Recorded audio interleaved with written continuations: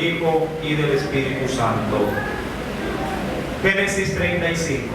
Dijo Dios a Jacob: levántate y sube a Betel y quédate allí y haz allí un altar al Dios que te apareció cuando huías de tu hermano Esaú. Verso 2. Entonces Jacob dijo a su familia y a todos los que con él estaban: quitad los dioses ajenos que hay entre vosotros y limpiaos y mudad vuestros vestidos y levantémonos y subamos a Betel y haré allí altar al Dios que me respondió en el día de mi angustia y ha estado conmigo en el camino que he andado. Todos el verso 4, por favor. Así dieron a Jacob todos los dioses ajenos que había en poder de ellos y los zarcillos que estaban en sus orejas, y Jacob los escondió debajo de una encina que estaba junto a Siquem. Amén. Oremos, mis amados hermanos, pongamos esta enseñanza en las manos de nuestro Dios. Amantísimo Padre Celestial, en esta gloriosa mañana, nuevamente tu pueblo se ha dado cita aquí en tu casa de oración. Ayúdanos, oh Dios, a poder discernir esta palabra, mi Padre, con entendimiento. Asimismo, mi Señor, considera a nuestros niños de la escuela bíblica dominical. Cada uno de ellos también está recibiendo de parte tuya la instrucción que ellos necesitan. Háblanos, mi Señor. Permite que tu gracia, que tu misericordia también se derrame sobre sus vidas. Y haz que también en nosotros, Señor, en nuestros corazones, pueda, Señor amado, hallar cabida esta tu palabra, mi Rey. Señor amado, te lo pido en el nombre de Jesús, y creyendo, mi Dios, que tú lo haces, Padre amado, te doy gracias, Señor, porque en el nombre de Jesús, Señor, recibimos, Padre, en ese nombre, nuestras peticiones. Te lo pido, mi Rey, creyendo que tú lo haces, para la gloria y honra de tu glorioso nombre. En el nombre de Jesús. Amén y amén. Bien, entremos en enseñanza. Génesis capítulo número 35. Nos declara la Escritura en el verso número 1. Dice la Escritura, Dios ¿a quién? Dijo Dios a Jacob: levántate y sube a Betel. Ahora, entendamos, mi amado hermano, de acuerdo a las enseñanzas que hemos venido teniendo, progresivamente del Génesis. Recordábamos que el capítulo 34 del Génesis fue una de las páginas más oscuras en la vida de ¿quién? En la vida de Jacob. Amén. Recordemos que en el capítulo 34 se ven atrocidades en cuanto al modo de vivir, y la tolerancia que tiene Jacob para con sus propios hijos. Recordemos que en el capítulo 34 básicamente pasan 10 años viviendo Jacob en un territorio donde Dios no le había dicho que debe de vivir. Ese era el territorio de Siquem. Penosamente Jacob se olvidó de una promesa que había hecho a su Dios 40 años atrás. Y esa promesa, 20 años atrás. Y esa promesa le costó que en el lugar donde estuviera viviendo, en Siquem, su hija y todos los suyos adquirieran costumbres paganas. Su primera hija fuese violada, luego sus hijos se volvieran criminales. Y diríamos que a raíz de esto, también robaron, hurtaron, saquearon y despojaron a toda una ciudad. Todo eso, mi amado hermano, lo experimentó Jacob, y por ende, como principal de la casa, como principal de entre su familia, dice la Biblia en el verso número 30, capítulo 35, verso 1, que luego de todo ese suceso, le dijo Dios a Jacob: levántate y sube a Betel. Ahora, algo curioso en este verso número 1 es que en esos 10 años que pasaron en el capítulo 34, Dios guardó silencio. Dios nunca le dijo a Jacob qué es lo que tenía que hacer. En esos 10 años Dios calló y le dio de alguna manera, la libre decisión, el libre albedrío de que Jacob haga bien le pareciere. Pero sin embargo, Dios sí le había dicho antes de llegar a Siquem que tenía que volver a la tierra de su nacimiento, ¿sí? Ahora, versículo número 1, Dios le dice: levántate y sube a Betel y quédate allí. ¿Por qué, mi amado hermano? Porque allí, sí, Jacob había hecho una promesa a su Dios. Acompáñeme por favor a la escritura.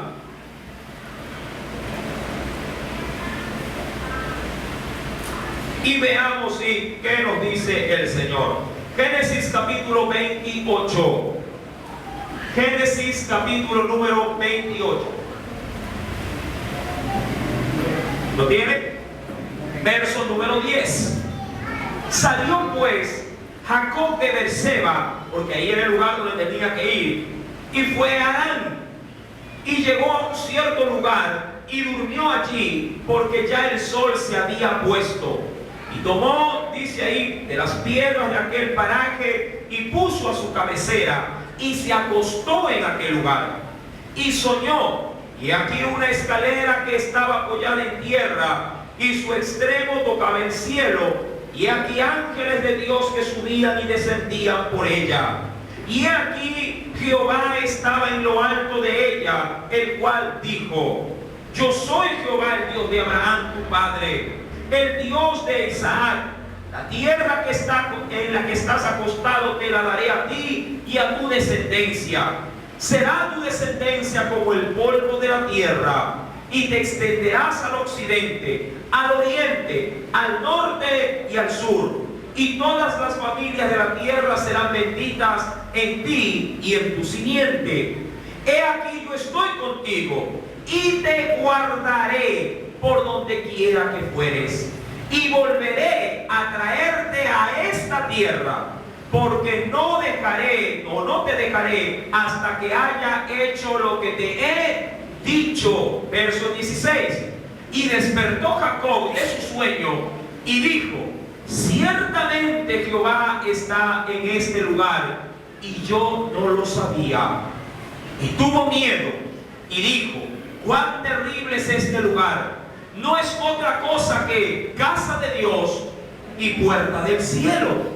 Y se levantó Jacob de mañana y tomó la piedra que había puesto de cabecera y la alzó por señal y derramó aceite encima de ella. Y llamó el nombre de aquel lugar Betel. Recuerde esto, aunque Luz era el nombre de la ciudad primero.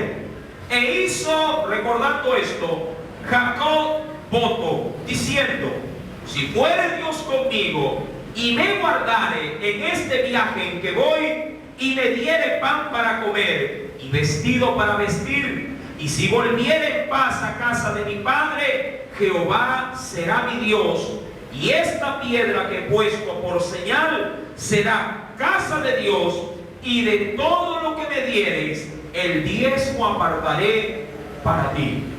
Ese encuentro, esa experiencia y ese pacto que hizo Jacob para Dios, que lo había hecho, sí, diríamos 20 años atrás, sí, luego de que salió obviamente de la casa de Labán, Dios lo tenía tan presente como que si fuese hecho el pacto el día de hoy. Amados hermanos, Jacob salió, sí, con gran bendición, sí, de la parentela de Labán, su tío. Salió desnudo, por así decirlo, y salió con grandes riquezas. Familia tenía ahora a su cargo. Dios le había dado hijos, le había dado un buen encuentro con su hermano, recuerde, sí, Esaú, el cual lo quería matar. Pero, amado hermano, ya cuando el hombre se establece, cuando el hombre de alguna manera ya obtiene los beneficios, tiende a olvidarse de Dios, tiende a olvidarse de las promesas y de los compromisos que éste ha hecho con su Creador. Penosamente el hombre es ingrato. El corazón, como lo dice la Escritura, del hombre es inconstante, no persevera, ¿sí?, de alguna manera en sus caminos. Dice la Biblia que engañoso más que cualquier cosa es el corazón del hombre. En Génesis capítulo 35, una vez establecido este precedente, recordará entonces, si usted, que cuando Dios le dice sube a Betel, le está diciendo: acuérdate cosa del pacto que tú hiciste, sí, hace ya casi 30 años conmigo. 20 que había estado en la casa de Labán y 10 años que había estado en Siquem. Dios le recuerda a este hombre que tiene que volver al lugar donde él había establecido un compromiso con su Dios. Verso número 1. Y aún más le dice: y quédate allí y haz allí un altar al Dios que te apareció cuando huías de tu hermano Esaú. Ya leímos el pasaje en Génesis 28. Amado hermano, a mí este texto bíblico, este verso 1, me da una gran pauta. ¿Cómo volver a empezar cuando hemos fracasado en nuestra vida cristiana? Sí, la recomendación bíblica es siempre volver al inicio. Siempre volver, sí, al lugar de partida donde Dios estableció con nosotros su primer encuentro. Mucha gente, mi querido hermano, cuando cae, cuando de alguna manera se desborona espiritualmente y quiere volver a empezar, quiere empezar desde el punto donde se quedó, y no es así. Debe quedar o debe de iniciar desde el punto de partida. Debe volver a comenzar desde el punto inicial donde el Señor le habló, donde el Señor estableció con él un compromiso. Usted no puede, por así decirlo, si vamos a suponer, si usted estuvo bien en el Señor trabajando, por ejemplo, si como un asistente de pronto en una escuela dominical, y usted de alguna manera a raíz de ese momento, si de esa crisis usted viene hacia abajo, si inclusive se olvida de Dios y permite que en su vida cosas que antes le gobernaban vuelvan a gobernarlo para mal. Cuando usted quiere retomar, cuando quiera nuevamente levantar cabeza, no va a empezar otra vez sirviendo en esa área. Tiene que empezar de cero. Tiene que volver, mi amado hermano, sí, a enamorarse de su Señor. Tiene que volver a congregarse. Tiene que volver a orar. Tiene que volver a empezar de nuevo. ¿Por qué, mi amado hermano? Porque no hay cosa mejor que aquella que nos hace valorar lo que Dios nos ha dado. Y uno aprende a valorar las cosas que Dios nos ha dado cuando las empieza a hacer desde el principio. Amados hermanos, para Jacob, si bien es cierto, Dios sí había cumplido su parte, Jacob se había olvidado de volver a cumplir la suya. Y Dios lo manda al inicio: anda a Betel y vuélveme a levantar, ¿qué cosa? El altar que tú un día me hiciste. Y obviamente eso implicaba que cumpla también sus votos, que cumpla sus compromisos, que cumpla con su Señor todo lo que le había prometido. Dios pues le dice a este hombre, sí, haciéndole recordar, porque un escenario similar fue lo que Jacob había experimentado cuando era 30 años más joven. Sí, Dios le hacía recordar ese encuentro para que pudiese empezar de nuevo. Versículo número 2. El Señor, sí, nos sigue diciendo: entonces Jacob dijo a su familia y a todos los que con él estaban, hablando de los criados, las criadas, sí, y todo lo que había adquirido en posesión. ¿Qué les dijo a todos ellos? Quitad los dioses, dice ahí, ajenos que hay entre vosotros, y limpiaos y mudad vuestros vestidos. Es decir, haya en ustedes purificación, tanto externa como interna. Sí, o interna como externa. Jacob sabía, mi amado hermano, que en esos 10 años en el territorio de Siquem, si todos y cuantos habían aprendido o habían adquirido en ese entorno, había sido para mal. Sus hijos ahora eran idólatras, su hija era idólatra. Recuerde que la hija fue violada. ¿Por qué causa? De manera esencial. Porque si le llamó la atención lo que había en Siquem y fue a ver a qué cosa, a las chicas o a las mujeres de la tierra de Siquem, para ver cómo eran, cómo se vestían, cuál era su farándula, cómo ellas se desenvolvían en esa nación. Ella fue a ver, pero sin embargo fue capturada, fue violada, y de ahí en adelante un suceso terrible se llevó a cabo. Amados hermanos, Jacob, reconociendo este encuentro inicial que tuvo con Dios, que sabía que era un encuentro de pacto, un encuentro de consagración y de santidad, ahora Jacob le dice a los suyos: quiten por favor todos los ídolos que tengan en medio de ustedes. Versículo número 2. Quitad los dioses ajenos que hay entre vosotros y limpiaos. Dice aún más: y mudad, aún qué cosa, vuestros vestidos. Yo me imagino, mi querido hermano, si lo quiero pasar esto a un contexto actual, si lo quisiera aplicar a nuestro entorno, es como que un creyente, luego de que se ha apartado, ha podido ahora de pronto en casa darle albergue, por ejemplo, con CD, por ejemplo, con música mundana. Ahora tiene literatura, diríamos, ofensiva, de pronto tiene hasta revistas pornográficas. Sí, diríamos que su ropa, su closet, ya no es una ropa decente, sino que tiene ropa indecente, ropa que no le agrada al Señor. Y cuando esa persona, ya de pronto cansada de toda esta mala manera de vivir, y el Señor le habla a su corazón y le dice: mira, vuelve otra vez a empezar, ¿qué es lo que tiene que hacer ese creyente? Tiene que despojarse, tiene que quitar todo aquello que ha sido ofensivo para su Dios, para volver a empezar de nuevo. Muchos muchachos cristianos, mi querido hermano, incurren en esto. E inclusive he podido ver que cristianos, entre comillas, acuden a ciertas iglesias donde les permiten que puedan llegar hasta con aretes en sus orejas. Sí, simplemente para justificar una moda o una tendencia, sí, a la hora de manifestar, en este caso, libertad, sí, o diría yo, libertinaje en la vida de los jóvenes. Mis amados hermanos, Jacob tenía presente que todo esto tenía que tener un alto, un pare. Por eso es que yo me imagino que los hijos de Jacob, que estaban de pronto con un modo de vestir muy semejante a los de la tierra de Siquem, ahora el padre les dice: se me quitan todo eso y se me visten como gente decente. A la silla de haber dicho: basta de mostrar el ombligo, tápate eso porque eres una hija de Dios y tú tienes que reflejar a Cristo, sí, no solamente en tu corazón, sino también en tu cuerpo. Amados hermanos, debe haber un cambio radical para poder demostrar también, sí, no solamente a los propios, sino a los ajenos, de que somos hijos de Dios. Esto no se puede, mi amado hermano, sí, en modo alguno transar. No se puede, sí, negociar con los nuestros. Si somos creyentes, debemos de hablar como creyentes. Si somos creyentes, debemos de vestirnos como creyentes. Si somos hijos de Dios, debe haber una diferencia. Un hijo mundano no puede, amado hermano, ser igual a un hijo cristiano. Y viceversa, un hijo cristiano no puede ser similar a un hijo mundano. Nuestra familia, nuestra forma de ser, nuestra manera de hablar, nuestras costumbres deben mostrar una gran diferencia. Amén.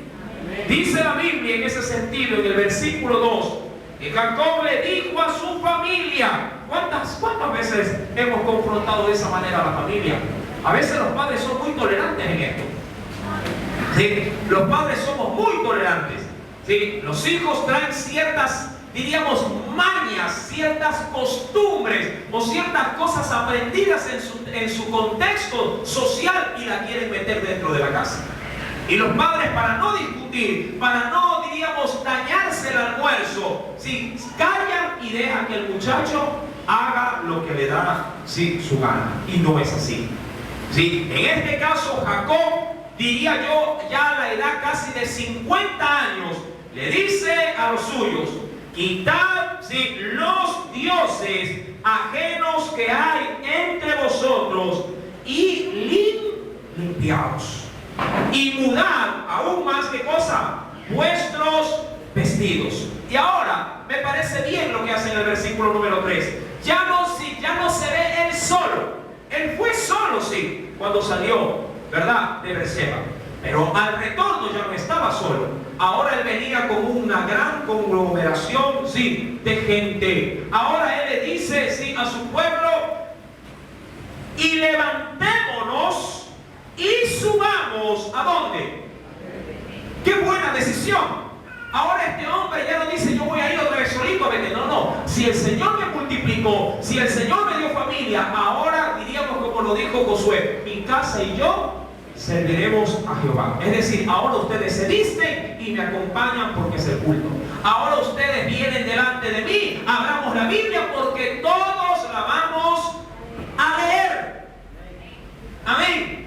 Ahora no solamente yo debo de aplicar la regla, sino que debo también de extenderla para con los míos. No solamente el Señor me demanda a mí o a usted como padre que sea cristiano. Los suyos también tienen que ser lo que usted es en Cristo. Pero recuerde, esto se lo predica con el ejemplo. Amén.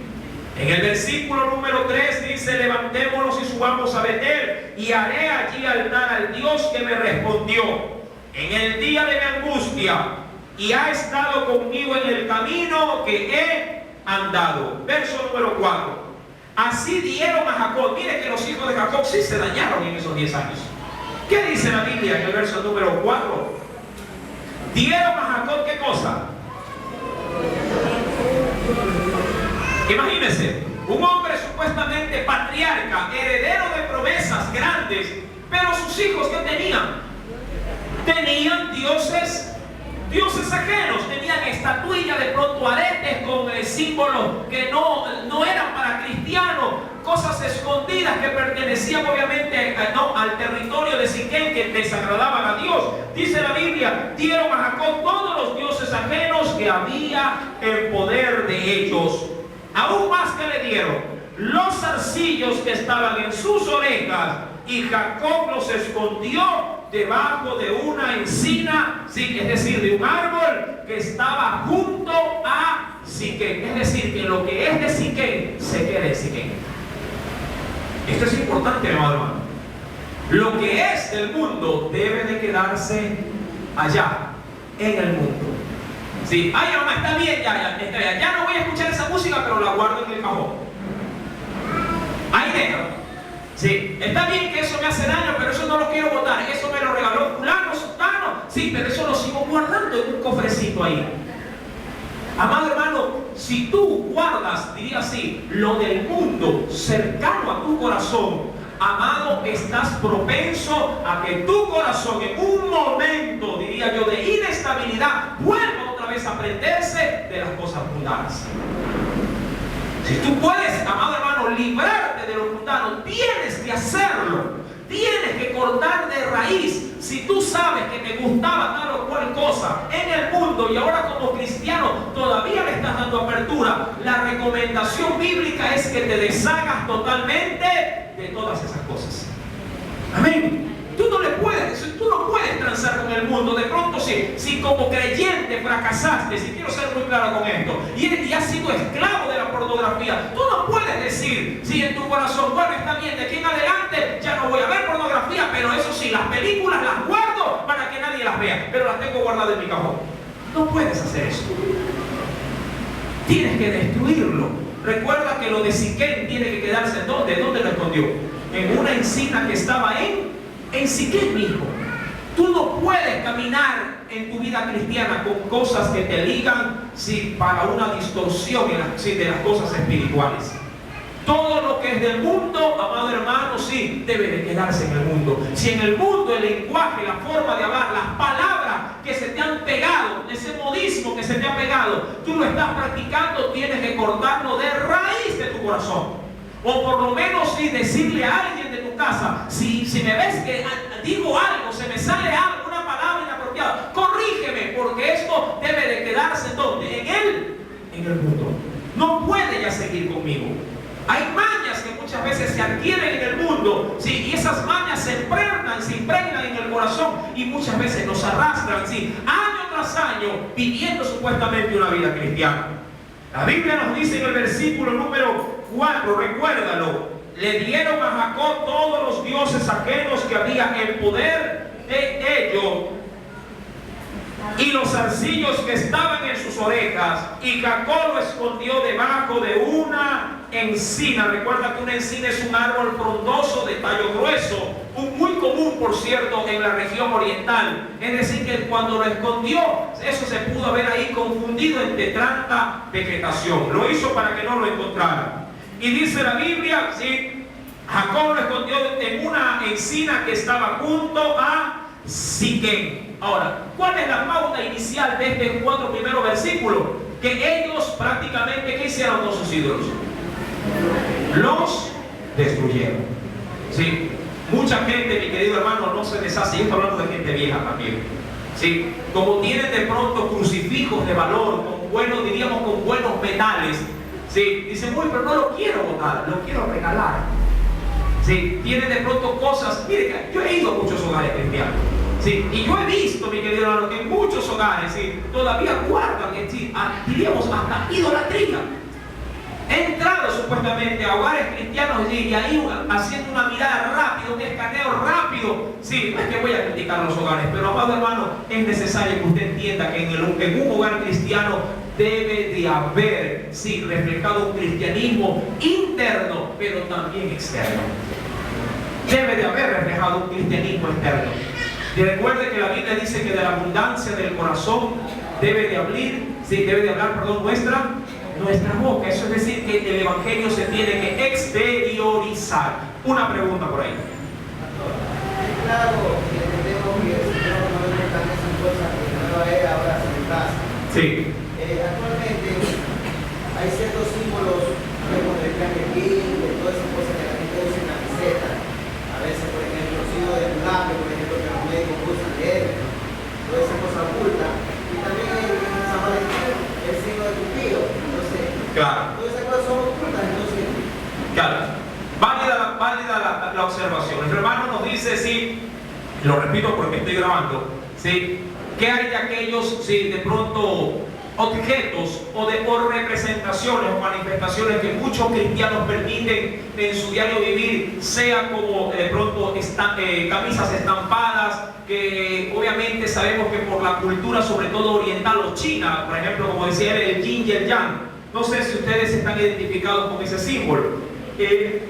Bueno, no tengo una pizarra aquí a la mano, pero ese símbolo más o menos viene así. Es algo redondo, ¿sí? Y en medio como que hay una gota de agua. Y aquí de pronto en su primera parte está todo pintado de oscuro con un punto blanco, y del otro lado si todo está pintado de blanco con un punto negro, ¿sí? Entre otras cosas, pues claro está, hay muchas cosas que de pronto se asocian con cosas que al creyente no le debe de afectar. Amado hermano, de hecho ese símbolo significa que en todo lo malo siempre hay algo bueno, y viceversa, que en todo lo bueno siempre puede haber algo malo. Son obviamente representaciones que no se llevan, ¿sí?, con, diríamos, una ideología cristiana. Ahora, ¿qué debe de hacer un creyente sabio? Un creyente que está, diríamos, pendiente de las cosas de su hogar, siempre, con sus hijos por lo menos, siempre debe de estar, sí, monitoreando. Nuestros hijos tienen libertad de poder comprarse ropa, pero los padres deben de cerciorarse qué tipo de ropa se compra. Eso sí. Sí, nuestros hijos pueden ver películas, pero los padres deben de saber qué clase de películas son las que ven nuestros hijos. Nuestros hijos pueden adornarse, ¿sí? Las chicas pueden adornarse, pero las madres deben de monitorear qué clase de adornos son las que ellas utilizan para su diario, sí, vivir. Es decir, que nosotros debemos de ser de alguna manera así celosos de todo lo que hay o todo lo que ingresa en nuestros hogares. No todo, mi amado hermano, como solemos decir nosotros, no todo lo que brilla es oro. No todo lo que si se pone tu vecino, no todo lo que usa tu vecina debe de usarlo tú. No todo lo que dice tu amigo, no todo lo que pronuncia tu compañero debe de pronunciarlo tú. Es verdad, el entorno es un entorno corrupto, eso es indudable. De hecho, Pablo decía, en cuyo caso tendríamos que salir del mundo, pero estamos en este mundo. Recuerda que hay un viejo adagio, ¿sí?, de un filósofo, ¿sí?, terrenal, ¿sí?, que decía: yo no puedo evitar que las aves vuelen, pero sí puedo evitar que ellas hagan nido en mi cabeza. Es decir, yo no puedo evitar que mi compañero insulte. No puedo evitar que el que está al frente de mí también insulte. Yo no puedo evitar que de pronto la persona que está atrás de mi cubículo trabajando conmigo también sea boca sucia. Pero lo que yo sí puedo evitar es que yo repita esas palabras. ¿Sí me explico? De pronto yo no puedo evitar que mi amiguita sí utilice una blusa que simplemente parece sostén, que se le ve todo el contorno. No puedo evitar que la otra amiguita sí vaya con una falda que si se sienta se le ve el interior. De pronto no puedo evitar, sí, esa forma de vestir, pero lo que yo sí puedo evitar es vestirme como ellas se visten. ¿Sí me está entendiendo? Eso sí puede evitar. Amado hermano, el creyente tiene que mostrar una diferencia, sí, entre el que no tiene a Cristo y el que sí realmente tiene al Señor en su corazón. Cuando Jacob confronta a los suyos, sí, lo hace con una sola intención: destruir todo aquello que en su debido momento, sí, fue obstáculo para el crecimiento espiritual de sus propias vidas. Yo entiendo, de acuerdo al versículo número 3 y 4, que desde ese momento, cuando Jacob le dijo, límpiense, cada quien se puso a cuenta ¿con quién? ¿Con quién? Con Dios. Cada uno de los familiares de Jacob se puso a cuenta con Dios. Y cuando eso sucede, mire lo que se refleja a continuación. Verso número 5. ¿Qué pasó? Ya ahora de camino hacia el lugar donde sí, Dios inicialmente les había dicho que tenían que ir. Y salieron, ¿de dónde? ¿De dónde salieron? ¿Dónde estaban viviendo? Y salieron de Siquem. Y como ya salieron, ¿qué cosa? ¿Cómo deben de salir? Limpio. A cuenta con Dios. ¿Qué pasa cuando ya salen ellos a cuenta con Dios? Y el terror de Dios estuvo sobre las ciudades que habían en sus alrededores y no persiguieron a los hijos de Jacob. Es decir, que Dios, ¿qué hizo? Dios los protegió. Dios los cubrió. ¿Pero por qué lo hizo? Porque ellos se determinaron a decirle a su antigua vida, decirle, basta, hasta aquí sí hacemos sí lo que hacen las naciones. Hasta aquí oímos lo que ellos oyen. Hasta aquí vemos lo que ellos ven. Hasta aquí, mi amado hermano, sí, en este caso bailamos al son que nos tocan. Hasta aquí. Amén. Cuando tú te determinas eso en tu vida, Dios no se hace esperar y su protección, su cobertura de manera inmediata, ¿qué sucede? Te guarda, te rodea. Pero tienes que tomar una decisión. No esperes la cobertura de Dios, pero eso sí, tú no pagando el precio para ser santo. La vida de santidad es una vida, amado hermano, de demandas que tú y yo tenemos que aplicarla diariamente, no un fin de semana. Mucha gente simplemente lo hace por breves lapsos de tiempo. Soy santo este fin de semana porque de lunes a viernes hago lo que me da la gana. Y no es así.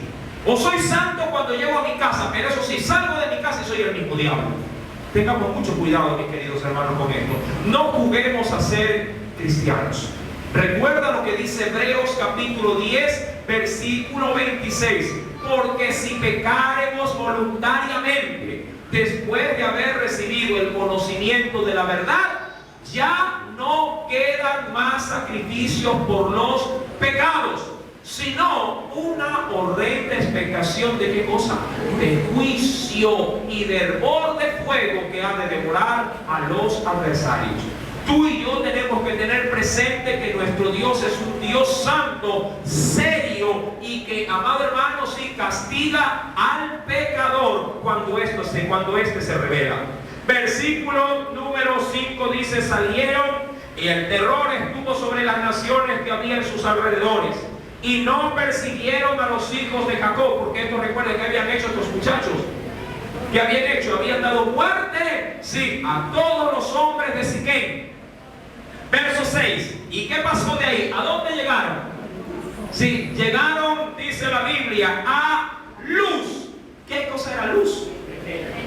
Cuando leímos Génesis 28, Luz era el nombre inicial de la ciudad, conocida posteriormente como Betel. Amén, eso ya lo leímos. Y llegó Jacob a Luz, que está en tierra de Canaán. Y dice entre paréntesis, este es Betel. ¿Qué significaba Betel? Casa de Dios. Dice ahí, él y todo el pueblo, dice que con él estaba. ¿Qué hizo en ese lugar inmediatamente llegado? y edificó allí un altar y llamó, dice, al lugar, ¿qué cosa? El Betel. Esto es Dios de Betel. Amén. Es decir, que Jacob comenzó, ¿qué cosa? Comenzó a cumplir sus promesas. Jacob comenzó a cumplir, mi querido hermano, sí, todo cuanto había prometido. Ahora, la Biblia no dice en este contexto bíblico que él cumplió sus votos, pero estaba todo implícito. Cuando él comenzó a obedecer, comenzó a hacerlo desde el principio al fin. Es decir, que él comenzó a pagar sus votos. Comenzó a edificar el altar. Comenzó en este caso también, ¿qué más tenía que pagar él ahí? Tenía que decir, dar el diezmo de todo cuanto él había prometido a su Dios. Y mira que Dios sí que lo había prosperado. Como te digo, él se fue de la casa de su padre y su madre con la armuda de ropa que estaba, y ahora venía con un gran pueblo. Amén. Versículo número 7. Porque allí, dice, le había aparecido Dios. ¿Hace cuánto tiempo le había aparecido? 30 años.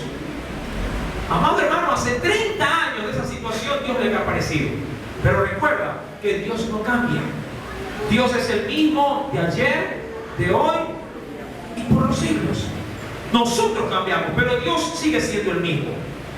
Porque allí le había aparecido Dios cuando huía de su hermano, hablando obviamente de Esaú.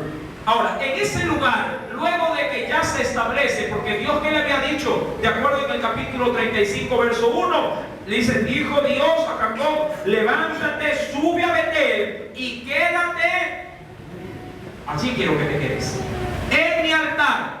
Sí, verso número 8. Ya en ese lugar, algo trágico sucedió. Versículo número 8. Entonces, dice la Biblia, murió Débora. ¿Quién era Débora? Ahora este nombre aparece por primera vez en este escenario bíblico. Débora, al parecer, fue una de las nodrizas que acompañó a ¿quién? La Biblia lo dice. Sí. ¿A quién? A Rebeca.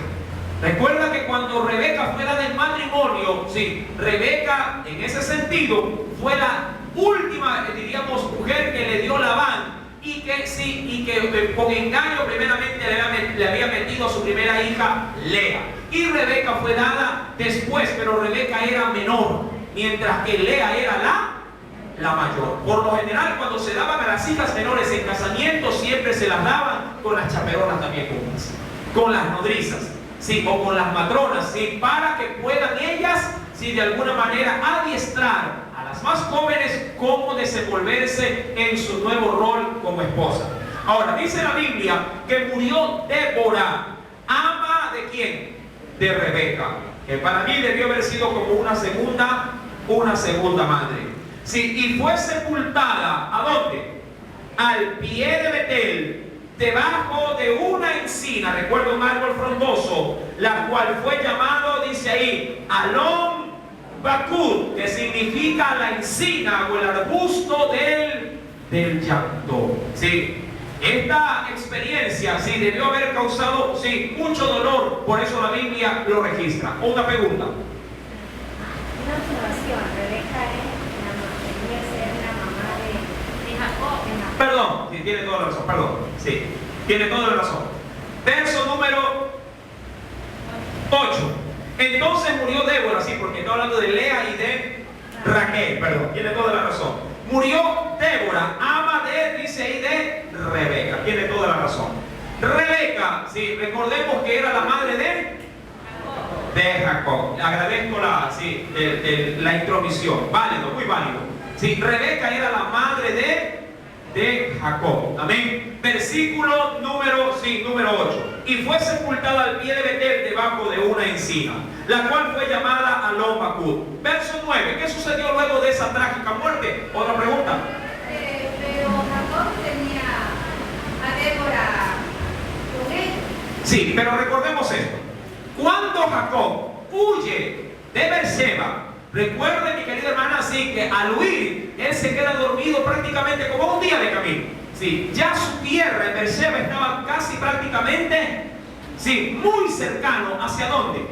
Hacia Betel. Pero recordemos que ya la familia de Jacob sabía que, en este caso, Jacob se encontraba en aquel territorio. Recordemos, mis queridos hermanos, que cuando él sale, en este caso, de la tierra de su tío Labán, él regresa y le sale al encuentro, ¿quién? Esaú.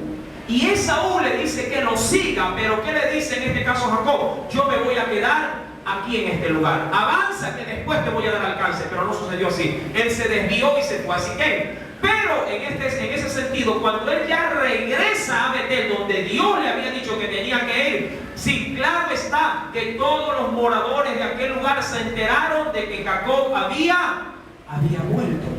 Y cuando él regresa, claro está, la Biblia no dice en ese sentido de que los familiares de Jacob se enteraron que él regresó, pero está implícito, mi querido hermano y hermana.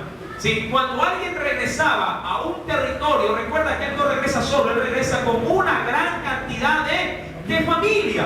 Y quien más que pasaba por Betel decía, ¿y tú quién eres? Yo soy Jacob. Y las noticias iban y venían. Si bien es cierto, no hay muchos registros de cosas específicas de todo lo que sucede, está implícita muchas cosas de ella. Por ejemplo, imagínense, cuando va Esaú al encuentro de su hermano, por ejemplo, dice la Biblia que Esaú salió al encuentro con ¿cuántos hombres? 400. La Biblia no dice que lo quería matar, pero está implícito. ¿Por qué? Porque al salir con 400 hombres, ¿para qué iba a salir con 400 hombres? ¿Para qué? ¿Para que con 400 saludarlo? No, lo quería matar. Sí, y por eso el temor de ¿quién? De Jacob. De la misma manera, en el verso número 8, cuando dice entonces murió Débora, ama de Rebeca, sí, está implícito de que ya la familia de Jacob ya estaba por enterado, ¿qué cosa? De que Jacob estaba en aquel lugar. Hasta Esaú ya debió haber sabido que ya estaba su hermano viviendo en donde, en Betel. Versículo número 9. Ahora, apareció otra vez, dice la Biblia, ¿quién? Dios a Jacob cuando había vuelto de Padán Aram. Y esto es importante. Y me parece muy bien si que la Biblia registra este suceso. Ya una vez, recuerden, establecido Jacob en el lugar donde Dios le había dicho, qué fácil es encontrar ya en ese lugar dirección de Dios. Y eso es muy importante, mi hermano. Cuando nosotros nos sujetamos en obediencia al Señor y estamos en el lugar donde Él nos dice que debemos de estar, no dudes que en ese lugar Dios en cualquier momento va a volver a darte su palabra, su dirección. Pero ojo, debes de estar en el lugar donde Dios te dice que debes de estar. No pretendas escuchar la voz de Dios estando en una discoteca, mi amado joven, por ejemplo. Si tú no puedes decir, hermano, estoy aquí porque aquí el Señor me va a dirigir. Mentira. Dios sí dará su dirección cuando tú estés en el lugar indicado. No pretendas, sí, haciendo lo malo o haciendo lo contrario a la voluntad de Dios, esperar dirección de Dios. Eso es como que estés en casa, ocioso, sin trabajar, esperando que Dios te hable para decir, anda, trabaja. No, mi amado hermano. Tú tienes que hacer tu parte, sí, lo que Dios te manda hacer, y en el trayecto, en el camino, Dios seguirá dándote nuevas pautas, nuevas directrices para que tu vida se vaya perfeccionando. ¿Sí me estás entendiendo? Si vas a pecar, si vas a entrar de pronto a una relación que no es de Dios, no esperes que Dios en ese momento te diga algo para que tú, levantes cabeza. No, mi querido hermano, si estás ya destinado a hacer algo malo, Dios te va a dejar a tu suerte. Recuerda que Dios no le habló a Jacob, ¿cuántos años? ¿Cuántos años no le habló? 10 años no le habló. Y sucedieron, sí, atrocidades en esos 10 años. Pero una vida que está de constante, siempre haciendo lo que Dios quiere, Dios siempre se encarga de direccionarla, ¿sí? De ubicarla conforme a su voluntad. Cuando avanzamos a Génesis capítulo 35, versículo número 9, apareció otra vez Dios a Jacob, ¿sí?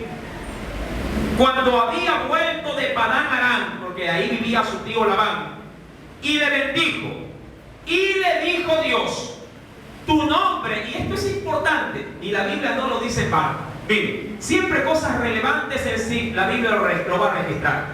Tu nombre es Jacob. Ahora, seguro que el nombre es Jacob. ¿Qué le había dicho Dios? Recuerda que antes de que se encontrara con su hermano Jacob, si ya él había tenido una lucha con quién. Seguro que era un ángel. Con un varón, dice la Biblia. Sí, y en ese encuentro, ¿qué le había pasado? Dios le había cambiado el nombre. Su nombre, ¿qué significaba Jacob? Engañador, suplantador, embustero, ¿sí? Tramposo, todo lo que tenga ese tipo de asociación. Y Dios ya le había dicho en ese encuentro, ¿cuándo fue ese encuentro?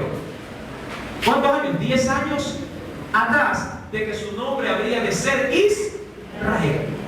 Amén. Pero cuando vuelve a encontrarlo Dios, 10 años después de ese encuentro, le dice, ¿qué cosa? Tu nombre es Jacob, es decir, mira, tu nombre es engañador. Porque a la verdad, desde ese encuentro, desde esa experiencia, hasta 10 años después, poco o nada, Jacob había cambiado. Por eso le digo que cuando un hombre está en apuros, cuando el ser humano está en crisis, ¿verdad? Busca rápidamente de Dios hasta que Dios le salva la campana. Una vez que Dios le salva la campana, ¿qué hace el hombre? Otra vez a sus andanzas. Señor, Diosito, saca a mi hijo del hospital, que vas a ver cómo te sirvo. Y el Señor, ya está, libre. Señor, mira esta situación, mira esta deuda, me van a quitar la casa, va a suceder. El Señor mueve el mundo entero y te resuelve el problema. Y una vez que te resuelve, dice, gracias Señor, gracias, vas a ver, voy a servirte. Mentira, a las 2 o 3 semanas se olvidó la promesa. Y dejó hasta de venir hasta del templo. Dejó hasta de leer la palabra, dejó de orar. Y se olvidó. Y Jacob había pasado esa experiencia. Y el Señor le recuerda y le dice, mira, tu nombre es Jacob. Y le dice, no se llamará más tu nombre Jacob. Es decir, hasta aquí vas a ser un embustero. Hasta aquí dejarás de ser un suplantador, un engañador. Hasta aquí le dice. Amén. Pero recuerda, cuando hay obediencia, se hace fácil cumplir las promesas con Dios. Eso siempre tengo presente. Cuando hay obediencia, es fácil poner en práctica sus demás mandamientos. Aprende, amado hermano, a caminar en obediencia en lo sencillo, y cuando Dios te pida algo más difícil, te aseguro que lo vas a poder hacer. Aprende a leer la palabra, mi querido hermano. Hazlo un hábito. Aprende a orar de a poco, para que cuando Dios te dice ora más, ya la cosa no se te haga tan difícil. Yo te aseguro que la persona que ha aprendido a pelar una papa, pelará 10. ¿Verdad que sí? Pero la que no sabe ni siquiera pelar papa y le dice, pégame 10 papas, ¿qué va a pasar? Hasta los dedos se cortan. ¿Verdad que es así? Aquella persona que ya está acostumbrada, por ejemplo, a beber un vaso de agua y el médico por tratamiento dice, tómate 3 vasos, le va a ser más fácil porque ya tiene la costumbre de tomar agua. Lo mismo sucede, mi querido hermano, sí, en este caso. Jacob ya aprendió a qué cosa, a obedecerle al Señor, y ahora el Señor lo ve listo para que realmente su nombre vaya de acuerdo a su nuevo estilo de vida. Y le dice, versículo número 10, tu nombre es Jacob, no se llamará más tu nombre Jacob, sino, ¿cómo? Israel. ¿Qué significaba el nombre de Israel? El que lucha con Dios y vence. Amén. Será tu nombre. Y llamó su nombre, es decir, que hasta ahí el Señor le dijo Jacob. ¿Cómo lo llamaba ya de ahí en adelante? ¿O cómo quería que lo conozcan de ahí en adelante? Como Israel. Ahora, mi pregunta, ¿cómo te conoce el mundo hasta ahora? Cada vez que te ve alguien, ¿cómo te dice? ¿Cómo te conoce? Hermano. Como hermano tiene que ser, ¿verdad? ¿Qué pasa si cuando te ven te dicen, ¡abre embustero!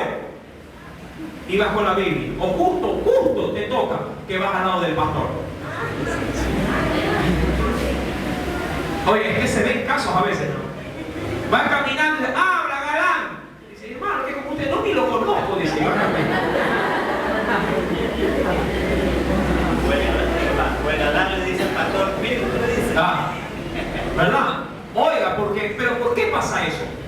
¿Por qué pasa eso, mi querido hermano? ¿Por qué? Porque el testimonio se lo ha perdido. Debemos, mi querido hermano, y esto ya lo hemos visto en muchas otras oportunidades, debemos de estar conscientes que somos cartas leídas por el mundo. Y el testimonio debe de estar acorde, ¿sí?, a nuestra personalidad. Si antes te decían galán, bueno, eso era antes de conocer al Señor. Pero si ya profesas una vida cristiana, te tienen, sí, de pronto que subtitular, pero con algo apegado a las cosas que te representan como cristiano. Ahora, yo sé que el mundo se va a burlar de lo que eres, pero prefiero que se burlen dándote epítetos, de pronto sí, diríamos, inclinados con la Biblia, que a que te sigan llamando como el hombre embustero, ladrón, galán, qué sé yo, sí, Casanova, pero del mundo. Yo prefiero que digan, habla hermanito, pero no importa, si te lo digan con burla, pero te tienen, amado hermano, asociado con algo espiritual. ¿Sí me explico? Te tienen asociado con algo, por así decirlo en términos de ellos, religioso, pero eso es bueno, porque a Jesús también lo asociaban de esa manera. A Jesús, ¿verdad?, le decían, sí, que él era el profeta, que era Elías, que era Juan el Bautista, pero siempre lo asociaban con algo de Dios. A Jacob, Dios, sí, lo asocia con una nueva identidad. Verso 11. Vamos aterrizando el asunto. Versículo 11. También le dijo Dios: yo soy el Dios omnipotente, es decir, todo poder. Crece y multiplícate. Una nación y conjunto de naciones procederán de ti. Reyes saldrán de tus lomos. La tierra que he dado a Abraham y a Isaac la daré a ti, y a tu descendencia después de ti daré la tierra. Y se fue el Dios, dice ahí, del lugar en donde había hablado con él. ¿Y qué hizo Jacob por su parte? Y Jacob erigió o levantó una señal en el lugar donde había hablado con él. Una señal de piedra, y derramó sobre ella, dice la Biblia, ¿qué cosa? Y derramó sobre ella libación y echó sobre ella aceite. ¿Qué cosa era la libación? La libación es el derramamiento de un líquido sobre algo para consagrarlo.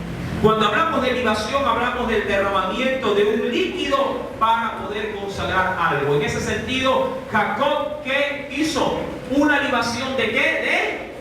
De aceite. ¿Por qué siempre es bueno levantar, en los casos bíblicos acá, no registrados, por qué era siempre bueno levantar un altar luego de que tenías un encuentro con Dios? ¿Por qué se lo hacía? Para recordar, ¿qué cosa? Su promesa. Una pregunta, Jacob. La palabra libación en el momento aquí se reconoce en la actualidad como cuando están bebiendo alcohol. A ver, ese es libar. Sí, libar es tomar. Sí, pero libación es otro asunto. Sí, la libación es el derramamiento de un líquido. Métase a un diccionario, cualquiera, y averigüe. Libar es una cosa y otra cosa es libación. Diríamos que se parece, pero no es lo mismo. ¿Amén? Es como cima con C y cima con S, son dos cosas diferentes. En una es una montículo elevado y en otra es una, sí, es digamos una hendidura. Sí, se escucha igual, pero el solo hecho de cambiarle una sola letra, sí, le cambia el significado. Amén. Igual en este pasaje.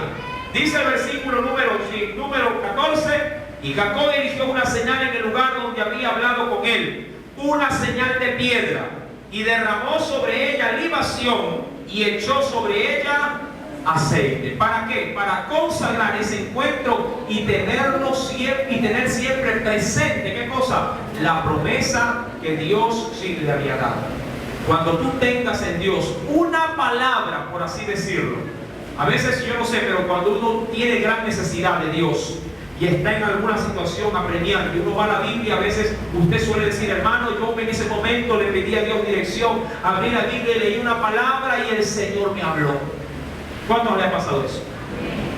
Cuando pase eso, yo sé que ya no podemos en este caso tirarle agua a las cosas, ni escucharlo, ni poner aceite, pero sí, coja ese pasaje bíblico, eso sí, remárquelo con algún resaltador, subrayelo con una pluma y dígale: Señor, esta palabra tú me la diste en el momento de necesidad, yo me adueño de ella, viviré por esa palabra, porque yo sé que todo lo que tú ofreces, tú sí lo cumples. Sí, y levántese en fe en esa palabra, creyendo a Dios, pero eso sí, ligando su vida, sí, para obedecerle. Recuerde que Dios, sí, así como Él cumple su palabra, nosotros también debemos de cumplir sus mandamientos en nuestra vida, para que haya reciprocidad en nuestro accionar, en nuestro vivir. Verso 15: y llamó Jacob el nombre de aquel lugar donde Dios había hablado con él, es decir, volvió a ratificar, en este caso, sí, ese lugar. ¿Cómo lo llamó? Lo llamó Betel. Amén. Sí, que el Señor añada mucha bendición a su palabra. Sí, ¿alguna pregunta antes de...? Dígame. Viendo todo esto, de las cosas de la idolatría, de los dioses, sí, en este tiempo se presenta la novela, se presenta la película de Dios, todo va a especial inclusive. Mire que la portada de domingo ha salido un rico, supuestamente una película hermosa, muy bella, muy bella. Pero el Dios enseña en 653 que él no era parecido, no tenía belleza. ya. Entonces, el engaño que nos da la nueva era es que a veces muchas personas que cuando van a ver una película atrás, en la mente se graba lo que vimos una vez un señor le dijo en el taxi, que él se vio la película de Superstar, de Cristo, dijo que Jesús tuvo relaciones con María Magdalena y todo eso, entonces él se quedaba en eso, entonces a veces es peligroso. Claro, bueno, veámoslo de esta manera, ¿sí? El mundo podrá implantar su forma de querernos dar a conocer a Dios, pero gracias a Dios, Él sacándonos, nuestro Dios, por medio de su Espíritu, de la ignorancia, nos ha dado su palabra como la herramienta eficaz y sólida para saber quién era Jesús, cómo era. Y cuando el Señor menciona, por ejemplo, que le veremos sin atractivo y en este caso sin hermosura, se describía un pasaje directamente estricto cuando estaba en la cruz. Ahora, yo no con eso tampoco puedo decir que Jesús era guapo si era de ojos azules, pero algo yo sí puedo decir de Jesús. Jesús, más allá de cómo vino físicamente, Jesús vino físicamente a cumplir la obra de su Padre, morir en la cruz para mí darme salvación. Y en eso es que el creyente debe de concentrarse, es decir, no andar por las ramas, sino directamente, sí, en el tronco. Sí, y el tronco en ese sentido es la redención que Dios vino a hacer por medio de su Hijo Jesús. Amén. ¿Sí? ¿Alguna otra pregunta por atrás? Una pregunta respecto a lo que dijo el caballero. Si yo, por ejemplo, de una obra de Dan Brown, que es un bestseller, como dijo realmente el código de la Biblia, pero yo sé que es una obra, o sea, yo sé que es verdad, salió con una novela. Así es. Es como Jesucristo Superstar. Eso salió fundamentado en el Evangelio según San Judas. Sí, que obviamente son libros apócrifos. Y toda persona, sí, sabrá muy bien que un libro apócrifo es un libro que no entró en el canon o en el registro bíblico. Y entiendo que todo aquello el mundo quiera darle espacio sin una aprobación del Espíritu Santo, ya de sí es una fuente errónea. Ahora, ¿qué tiene que hacer el creyente frente a estas cosas, frente a estas novelas, películas? Simplemente haga lo que dice el apóstol Pablo. Escudriñelo todo, retenga lo bueno y todo lo que no encaja en la Biblia, deséchelo. Amén. Sí, claro está, siempre y cuando usted tenga la madurez para poder verlo. Porque si usted no tiene la madurez espiritual, el conocimiento que Dios le demanda, y bajo ese, diría, parámetro, usted se pone a ver cosas sin una verdadera madurez, va a terminar siendo engañado. ¿Sí me explico? No me diga, hermano, me fui a ver tal cosa, pero eso sí, yo creo que me dejó dudando lo de la Biblia. Uy, hermano, ¿a qué fue? ¿A qué fue? Si usted está firme realmente en la palabra, usted podrá ver cualquier cosa y decir, hermano, todo eso lo que salió de aquí, de la hora de pronto 36 minutos en adelante, fue pura basura. Es como va a salir, yo creo que para abril, ¿no? Ya en finales de este mes, va a salir la película Noé. O ya salió, no lo sé. Bueno, ya salió. Me invito. Muchos de los escenarios y de las cosas, de los diálogos y de todo lo que se ve, sí, no es bíblico. O por lo menos la Biblia así no lo demuestra. Pero el eje central es de que el evento sucedió.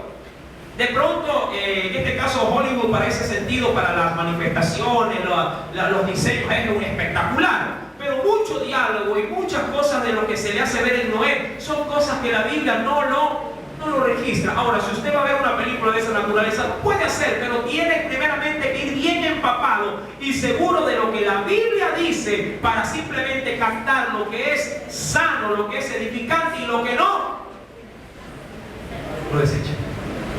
Porque si usted va a ver una película de esas con una criatura, con un niño, usted dice, mira, mijito, eso sí pasó porque la Biblia dice que sí pasó y eso que está ahí está de más. ¿Sí me explico? Eso no encaja en la Biblia.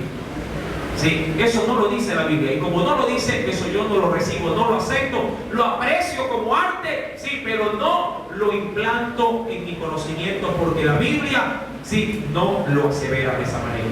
Amén.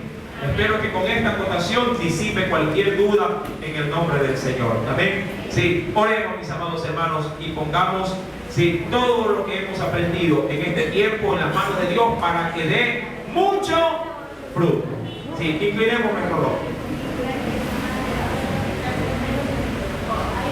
Padre, en el nombre de Jesús, en esta hora, agradecido estamos, mi Rey, por este tiempo que tú nos das, Señor, frente a tu palabra. Así como hoy nosotros hemos aprendido, Padre, tengo la seguridad de que tu pueblo, Señor amado, los más pequeños, también asimilaron la enseñanza.